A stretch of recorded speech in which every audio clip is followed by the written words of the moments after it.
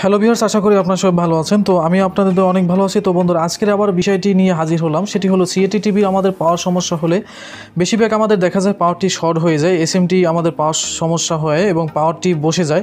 তো পাওয়ারটি বসে গেলে আমরা যে করণীয় আছে সেটি আমরা বিস্তারিত দেখাবো, আর আমরা বলবো যে আসলে মূলত আমাদের এই পাওয়ারটি শর্ট হলে কোন কোন পার্টস দায়ী এবং কোন কোন ভোল্টেজগুলো আপনারা দেখবেন সে নিয়ে আজকের ভিডিওটি। তো যদি ভালো লাগে অবশ্যই আপনারা ভিডিওটি বেশি বেশি লাইক করবেন, কমেন্ট করে আপনাদের মতামত জানাবেন। তো বন্ধুরা, চলুন তাহলে আজকে প্রসেসটি শুরু করা যাক।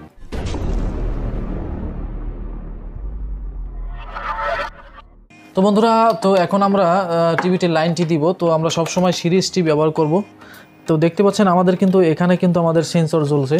তো আমাদের এখানে প্রথম আমাদের কিন্তু দেখতে হবে, যদি আমাদের এখানে আউটপুট ট্রানজিস্টর শর্ট হয়, এখানে একটি আউটপুট ট্রানজিস্টর আছে, তো আউটপুট ট্রানজিস্টর যদি শর্ট হয় তাহলে আমাদের কিন্তু 100% এখানে কিন্তু ডায়োড আছে 4টি। তো ডায়োড 4টি কিন্তু শর্ট হওয়ার বেশিরভাগই চান্স থাকে। তো সেটা আপনারা দেখে নেবেন। এরপর দেখেন এখানে একটি ফিল্টারিং ক্যাপাসিটার আছে। তো এটা বেশিরভাগ সমস্যা হয় না, তবে যদি আপনাদের ভোল্টেজ বসে যায় তাহলে কিন্তু আপনাদের এই ফিল্টারে কোনো ক্যাপাসিটারে এখানে কোনো ভোল্টেজ থাকবে না। তো দেখেন এখানে কত ভোল্টেজ আমাদের শো করে।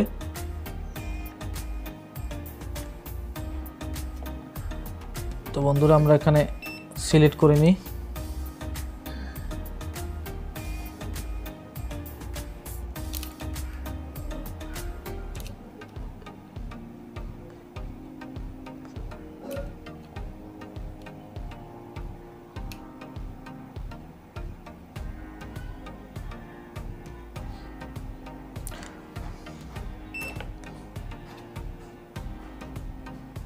তো বন্ধুরা, দেখতে পাচ্ছেন এখানে আমাদের কিন্তু 241 ভোল্ট এখানে ফিল্টারিংয়ে দেখাচ্ছে।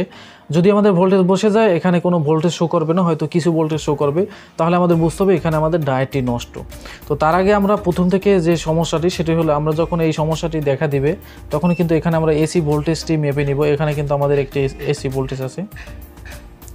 তো এসি ভোল্টেজ 198 এসি ভোল্টেজ আছে।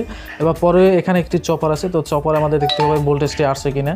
তো এখানে যদি ভোল্টেজ বসে যায় তাহলে এখানেও কিন্তু আমাদের ভোল্টেজটি বসে যাবে। এক্ষেত্রে আমরা এই সমস্যাটি বেশি দেখা যাবে।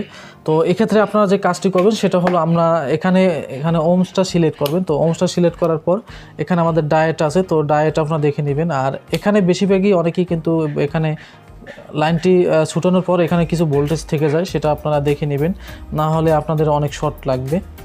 তো এখানে ওমসে সিলেক্ট করার পর এখানে আমাদের এই ডায়োডগুলো, তো এই ডায়োডগুলো আমাদের মাপতে হবে।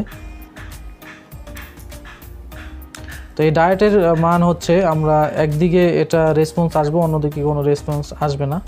যদি দোনো দিকে আমাদের রেসপন্স আসে তাহলে বুঝতে হবে যে ডায়োডটি খারাপ অথবা লিকেজ আছে। দেখতে পাচ্ছেন আমাদের কিন্তু এখানে কিন্তু একটা নির্দিষ্ট ভ্যালু দেখাবে। তো এখানে 2 থেকে 400 700 এমএল ভ্যালু দেখাতে পারে। বেশি ভ্যালু দেখালে কিন্তু এখানে সমস্যা। দেখতে পাচ্ছেন 300 400-র মতো আমাদের এখানে ভ্যালু আসছে, কিন্তু উল্টানোর পর আমাদের কোনো ভ্যালু আসবে না। তো দেখতে পাচ্ছেন উল্টানোর পর কোনো ভ্যালু আসবে না। তো দোনো দিকে যদি ভ্যালু আসে তাহলে আমাদের ডায়োডটি 100% খারাপ, এটা আপনারা দেখে নেবেন।